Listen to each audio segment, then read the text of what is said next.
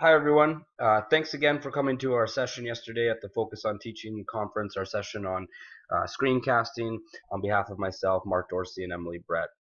I think we had a really good discussion about how to use screencasting and also how to do screencasting. However, since we got sort of ran out of time near the end of our session, I just wanted to send a follow-up video reinforcing how to use screencast-o-matic and also how to embed videos into Blackboard because people seem to be pretty interested in how to do that.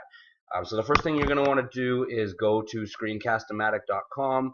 On the original page, it's going to give you the option to install screencast-o-matic onto your computer. That can be helpful if you're going to be making a lot of videos, and then you can pin it to your start menu. You can put it on your desktop, and you can have easy access to it at any time. However, if you don't think you're going to be making a lot of videos, you can always navigate just to the website and click record screencast. Now this is version 2.0. I realized in the session yesterday that some people were having some issues with 2.0, so you could use recorder version 1.0. Doesn't have quite the same many features as 2.0, but if you are having troubles, maybe you want to try version 1.0. Once you click record screencast, it's going to bring up something that looks like this again. So it's going to give you these squares here. You can see along the outside I've taken a screen capture of my screen when I did this earlier. It's going to give you these things that you can resize to change how much of your screen is going to be captured. And as well, it's going to give you these options. So you can record just your screen, you can record just your webcam, or you can have the picture of yourself in the lower left-hand corner, or you can move it around wherever. You can change the maximum amount of time, the size, say where the audio is coming from if you're using a mic, and change some of the preferences. And once you're all set, there's a record button here in the bottom left-hand corner. You press that record button, and it'll give you a countdown of 3, and you just start going after you reach the end of that countdown. There'll also be a pause button that you can hit at any time if you want to stop, take a breath, take a drink of water, flip the page on your script, whatever it is that you need to break for, and it'll give you another countdown of 3 to start back up again. And it's pretty seamless.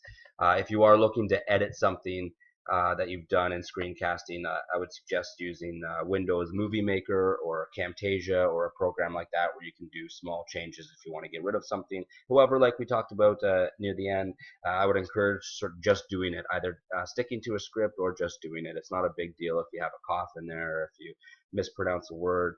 In general, people don't really care that much. Once you have your video, I usually download the video file to my desktop and then put it in one of my folders, and then go into YouTube, upload it through YouTube. So you can do that, or you can just publish it straight to YouTube after you're done the video. It'll give you that option in screencast-o-matic. And remember, you want to be careful about whether you want your videos, your educational videos, to be public, private, or unlisted. Public means that anybody can search and find your video. Private means that you have to have the link in order to find it. And unlisted means that you have to have the link in order to find it as well. But if people are on your page, or if people are on your YouTube channel for any reason, they can still find your video. It's not totally private. It just means that it won't show up in the search results. So it's unlisted in the search results. So once you've got your video on YouTube and you're ready to share it, you can go into your Blackboard shell. And I'm just in my weekly learning here. Let's say I wanted to post a video in here. I could say test video.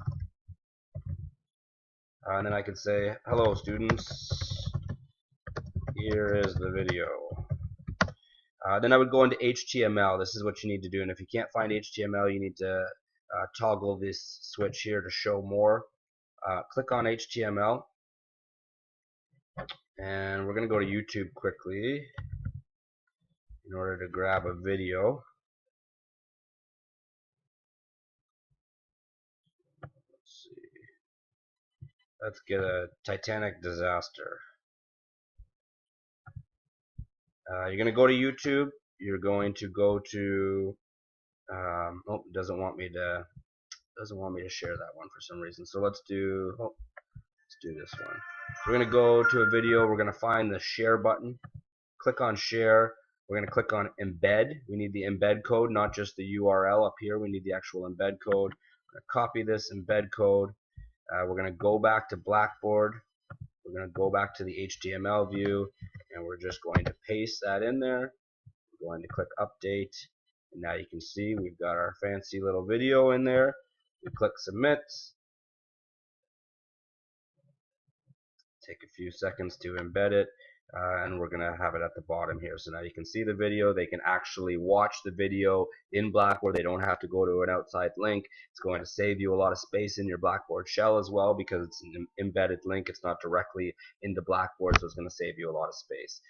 So that's how you use screencast-o-matic. If you have any questions at all, please feel free to contact myself or Emily Brett at any time. We could try and answer those questions for you. And that's also how to embed a video into Blackboard as well. So hopefully that was helpful to you. Thanks again for coming to our session, and hopefully see you guys around. Take care.